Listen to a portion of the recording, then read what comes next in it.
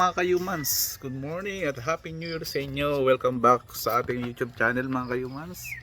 At sa ngayon mga kayumans ay meron na naman akong napakita nyo sa aking alagang si Pepper. Kung napapansin nyo mga kayumans, yung mga dati kong mga vlog dito, kasi napagtigil ako na ilang buwan at mapapansin nyo yung aking alaga natin si Pepper na napakaliit pa.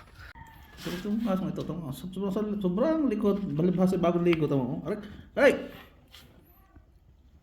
Ha? Ay! Ay!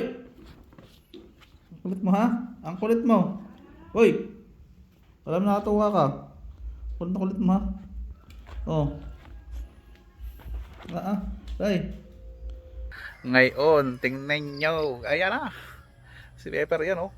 Oh. Sa likod oh. Ganon nakalaki itong asong aring ngayon. Ang laki na. Ayan ang laki-laki. Ang laki na niya. Ang kulit. Sa kulit ng ang kulit-kulit. Din dati nako, sobrang liit pa lang niya. At yan ito na ngayon siya. Yan si Pepper. Sobrang laki na niya ngayon. Ayan.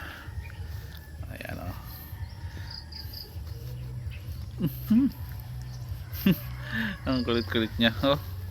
Ayan good. Ito po yung ginagawa na. Naturukan na po siya ng anti-rabies. Kaya safe po siya sa mga tao na pupunta rito dahil mayroon siyang turok. Hindi gaya nung dati pa siya na wala pa siyang turok dati mga kayumans. Dahil baby pa siya dati nung kinuha ko. Ngayon pinaturokan ko na agad siya pa. Ang kulit. Salamat guys sa panonood. See you next vlog uli. Update lang ako mga kayumas dito sa YouTube ko dahil napatigil nga po. At sa yun, baka makapag-upload na ulit tayo sa sunod na araw. Salamat mga kayumans. God bless you. Happy New Year ulit sa inyo mga OFW dito sa iba't ibang panig ng mundo, mga Pilipino, dahil hindi sila nakauwi sa Pilipinas, yung iba na nagtsatsaga sa ibang bansa para sa pamilya. At